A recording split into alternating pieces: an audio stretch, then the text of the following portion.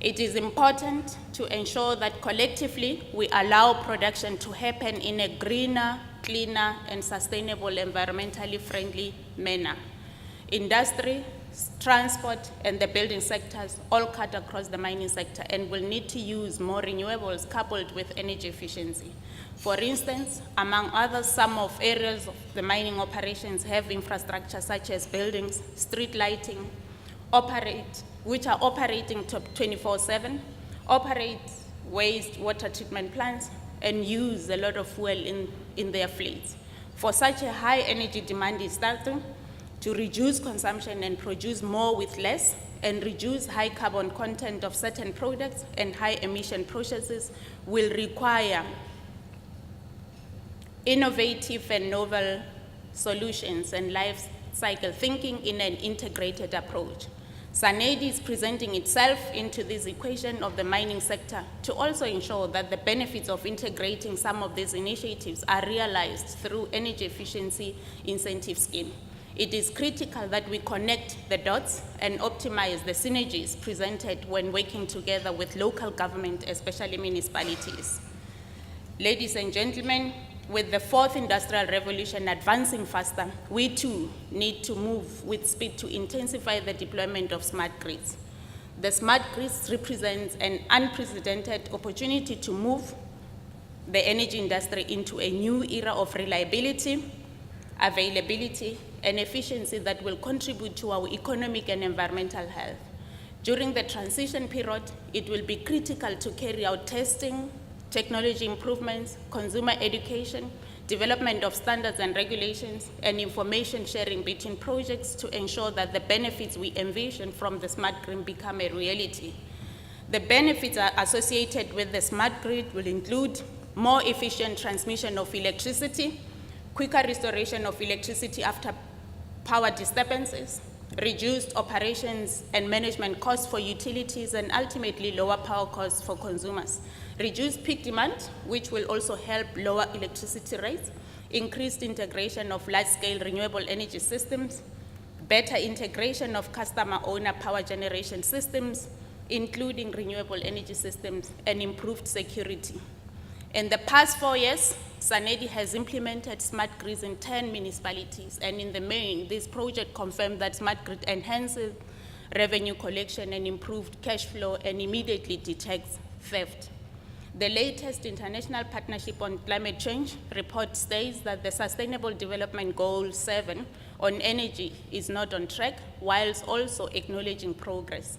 IRENA's Global Energy Transformation Roadmap for 2050 states that while different paths can mitigate climate change, renewable energy and energy efficiency provide the optimal pathway to deliver the majority of emission cuts needed at the necessary speed. A decarbonized power sector with a significant quantum of renewable sources is at the core of the transition to a sustainable energy future. Renewable energy and energy efficiency are the main pillars of the energy transition. Together, they can provide over 90% of the related carbon emission reductions that are required using technologies that are safe, reliable, affordable, and widely available. Ladies and gentlemen, on energy supply optimization and utilization, I hope that you will agree with me that in early 2011, when South Africa started intensifying the diversification of its energy mix by rolling out renewables, most people were concerned about the high generation costs, which to a large extent made it look like it's impossible. Over time, global energy transformation, economies of scale, technology improvements, greater competition in supply chain, and the right policy conditions gradually push down the cost to where we are now. With continuous improvement being in the mix of any growing organization in light of unavoidable dynamics of globalization, the mining sector has to take advantage of proven, reliable, and affordable initiatives that would enhance efficiency into its operations, such as introducing renewable technologies and industrial energy efficiency initiatives to produce more with less. Phase 1 of the IEE project that was piloted through a partnership with the Department of Trade and Industry, Energy, National Cleaner Production Center, and the National Business Initiatives focused its objectives on some of the big industries, including the mining sector, and the positive outcomes were largely well received. SANEDI is ready to take the baton and forge partnerships and go bigger. The Department of Energy and SANEDI encourage the other role players to tap into the strong synergies between energy efficiency and renewable energy among the top priorities of energy policy design, because their combined effect can deliver the bulk of energy-related decarbonization needs in a cost-effective manner over time. In areas where research and development is required in the energy sector, SANEDI's mandate is also to promote relevant energy research through cooperation with any entity, institution, or person equipped with the relevant skills and expertise within and outside the Republic. This platform is to also look at the R&D needs of the mining sector. SANEDI is also ready to explore best possible approaches and practices to relieve and assist the mining sector in introducing reliable and affordable sustainable energy while moving away from some of the traditional and conventional practices. SANEDI was appointed by the Department of Science and Technology to implement the R&D initiatives identified in the component of the draft solar technology roadmap undertaken in the past 4 years as part of its mandate to promote energy research and technology innovation, and also advise the Minister of Science and Technology on research in the field of energy technology. In addition to its mandate, the areas of possible collaboration with any entity are in line with providing for training and development in the field of energy research and technology development, establishment and expansion of industries in the field of energy, and commercialization of energy technologies resulting from energy research and development programs undertaken for any other energy technology development related activity as directed by the Minister of Energy with the concurrence of Minister of Science and Technology. With socio-economic footprint and energy transition, the role of electricity storage, and in particular battery systems, has occupied the center stage, from battery storage in solar home systems to those in electric vehicles. Notwithstanding its core operations, which have been supported by the introduction of solar rooftop technology, in the past few years, the mining sector has invested considerably in the housing development for its workforce. Understanding the socio-economic footprint of the energy transition is essential to optimize the outcome. It is indisputable that the energy transition cannot be considered in isolation, separate from the socio-economic system in which it is deployed. With holistic policies, the transition can greatly boost overall employment in the energy sector. Partnerships will certainly spread into uplifting economies where these projects are implemented. It is in this context that we're also presenting some of the work that SANEDI is doing, like the Cool Surfaces project, which is an initiative that is looking forward to roll out the partnership with various stakeholders in the housing development market. This initiative is in response to South Africa's need for energy passive, low cost, low maintenance cooling technology for buildings, looking at all materials and technologies used in the construction of the building envelope that improve thermal comfort, surfaces that reflect lots of solar energy and release lots of stored heat energy. Again, on storage battery technology, with the increase in the deployment of storage batteries observed, this has started driving the cost down and improving efficiency. As a matter of fact, the deployment of these technologies have provided and continue to provide some of the flexibility that future electricity systems need to accommodate the variability that come with some of the RE technologies such as solar and wind fluctuating availability. IRENA in 2017 released an extensive study on electricity storage, from which most of the battery storage technologies were explored in terms of cost and performance. From the study, it is clear that battery storage is multifaceted. While lithium-ion batteries have received much attention thus far, other types are becoming more and more cost-effective, and further confirming that battery storage in stationary applications is poised to grow at least 17-fold by 2030. And I would like to urge the mining sector to also take advantage of these opportunities.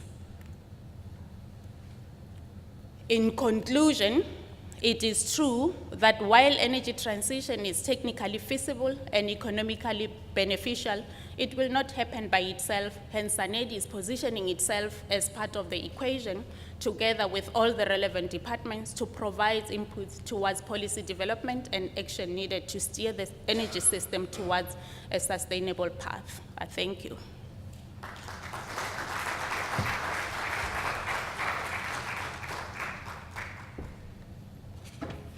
Thank you very much, Ms. Modise. And I think, as the minister's speech has indicated, that South Africa as a country was one of the countries, with our renewable energy IPP power producer program, was one of the countries that assisted in bringing down the cost of renewable energy. And also now the deployment of renewable energy is actually, the prices are coming to be on par with other energy generation. But now, following swiftly on those, the energy storage technologies, the prices are also coming down. So what the minister has indicated in the speech, that there is a time soon where we're actually going to be having price competitive storage technologies, which we then can actually deploy in our energy system. And now I think I will call on the panelists to come to the stage so we can start our panel discussion. And this session is going to be moderated by the interim chair of SANEDI, Mr. Nguleko Buthelezi. Ladies and gentlemen, good morning. And I think I must start by saying thank you for leaving your comfortable breakfast and bed to come and have breakfast with us. I'm sure it was not a disappointing breakfast. I did eat it. I think it was very nice. Your pen? Okay, no, it's not here. Yeah. Oh, sorry. Tumelo.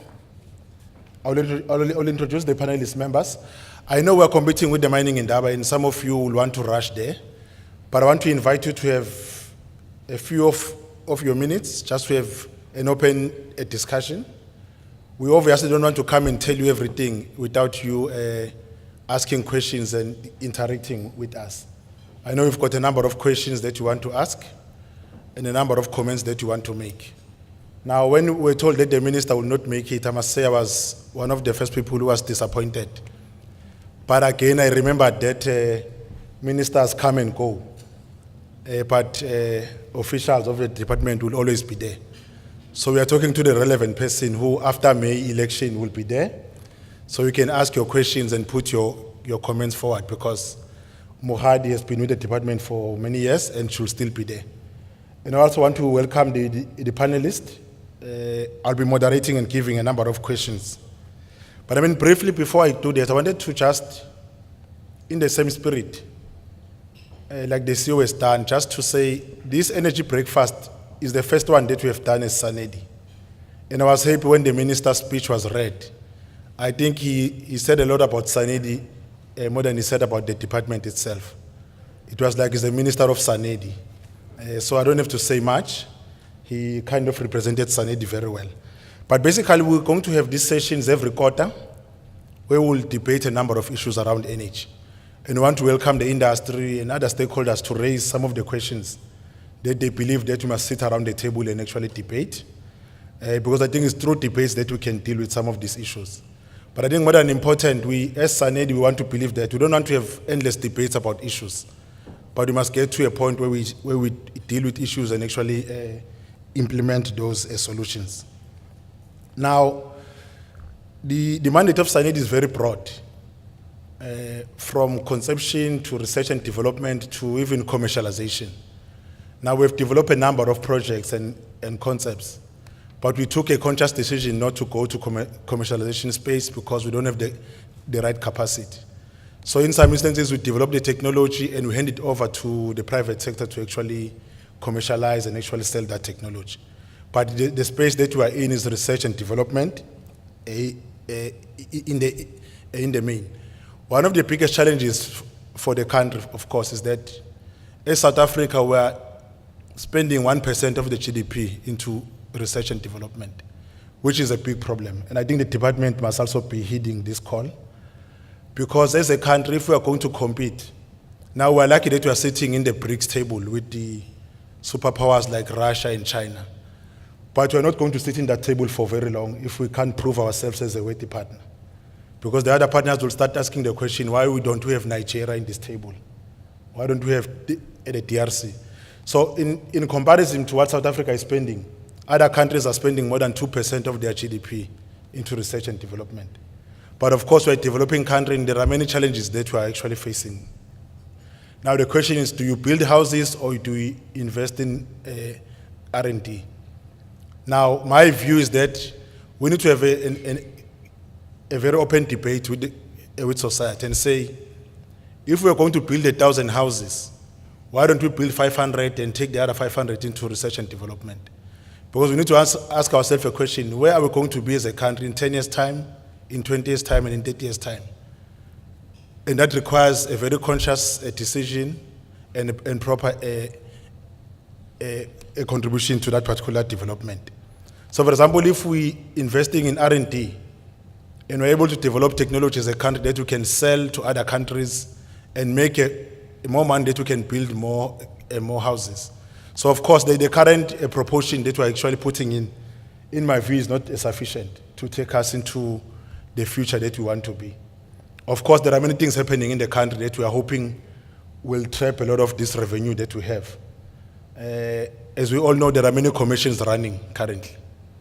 And if we say agrees, people hide because they don't know whether their name will be mentioned.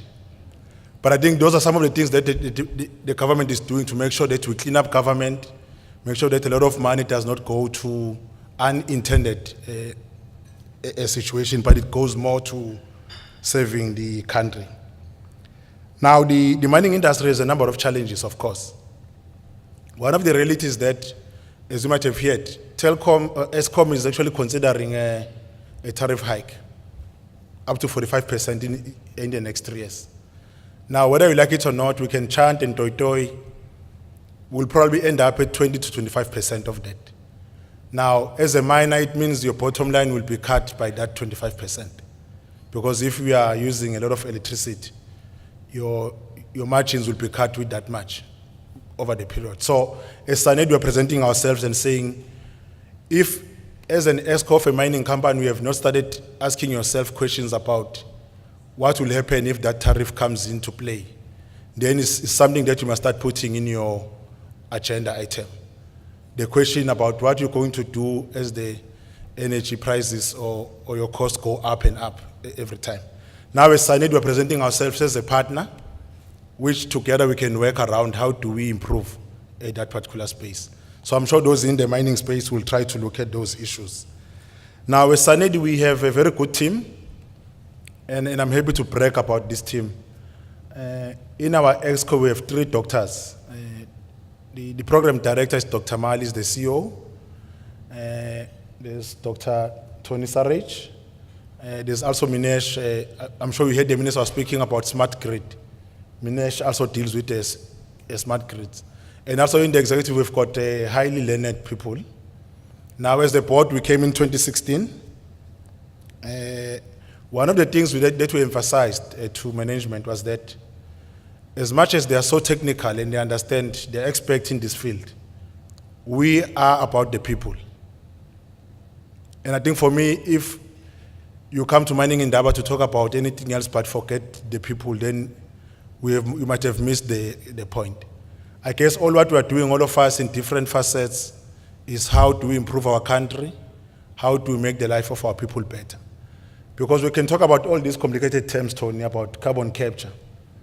If you go and ask an old woman who wakes up at 4 a.m. and make fire to boil water so that the kids can have warm water to bath, and tell him about carbon capture, he will not understand you. If you talk to a child who's doing matric and studying using a candle light to try to pass, and you tell him about carbon capture, he will not understand. So in all what we are doing, I think the central point should be always what are we doing to impact on the life of our people in the basic level of things, because we can be as sophisticated as we like, all of us. But the millions of South Africans out there rely on us who are sitting in these comfortable halls to find the solution to their basic problems. So for me, I think those are some of the challenges that, as sophisticated as we want to be, if we cannot address those problems, then we might have failed in our task. So in essence, as I'll be introducing the panel, I want to invite you as the audience to also think about the contribution that you'll make into this gathering today. You did not come in at breakfast and left to the mining in Durban. And I can imagine by the time you leave here, you would have collected a lot of pamphlets and papers and listened to 1,000 of speeches. But I hope that we all go home and take something back that says, as a mining house, what are we doing to contribute to the basic lives of our people? And I think for me, if we can achieve that, if we can win that battle, all of us would have contributed to the future of this country. I will invite the panel, and I think just for panel members to be sensitive of time and be able to just give a broader overview of specific issues. We try to moderate a bit in terms of questions that could be asked, and I'm sure the panel or the audience will also ask a number of questions. So I think we'll try to allow space for them to ask questions, but give a broader overview, because I don't want this meeting to be about us, but to also allow the audience to say we woke up, had nice breakfast, but also able to ask a few questions.